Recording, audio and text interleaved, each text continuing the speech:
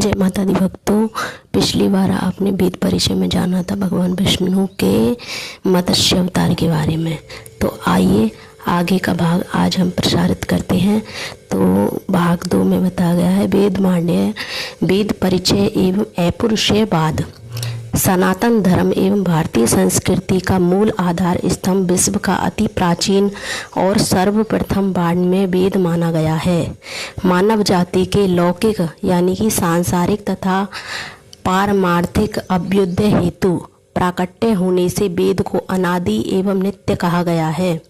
अति प्राचीन काल महातपा पुण्य पुंज ऋषियों के पवित्रतम अंतःकरण में वेद के दर्शन हुए थे, अतः उसका वेद नाम प्राप्त हुआ। ब्रह्म का स्वरूप सतचित आनंद होने से ब्रह्म को वेद का पर्यायवाची शब्द कहा गया है। इसलिए वेद लौकिक एवं अलौकिक ज्ञान का साधन है। तेने ब्रह्म हृदय आदि कवि, तात्पर्य है कि कल्प के प्रारंभ में आदि कवि ब्रह्मा के हृदय में वेद का प्राकट्य हुआ। सुप्रसिद्ध वेद भाष्यकार महान पंडित सायणाचार्य अपने वेद भाष्य में लिखते हैं, इष्ट प्राप्त्यो निष्ठ परिहार्योर्लौकिक मुन्पायम यो ग्रंथो वेदयति स वेद है। निरुक्त कहता है कि वेदांती जानन्ति विद्धन्ते भवन्ति। आर्य वेदा सुधाकर नामक ग्रंथ में कहा गया है कि वेदो नाम वेदन्ते ज्ञाप्यन्ते धर्मार्थ काम मोक्षः अनेनेति व्युत्पत्त्या चतुर्वर्गे ज्ञान साधन भूतो ग्रंथ विशेष है। कामंद की यह नीति भी कहती है, आत्म अनमन विच्छ यस्तम वेद से वेदविति। कहने का तात्पर्य है कि आत्मज्ञान का ही पर्याय वेद है। सूची नंबर 1 वेद वाङ्मय परिचय एवं अपौरुषेयवाद। नंबर 2 मनुस्मृति में वेद ही श्रुति।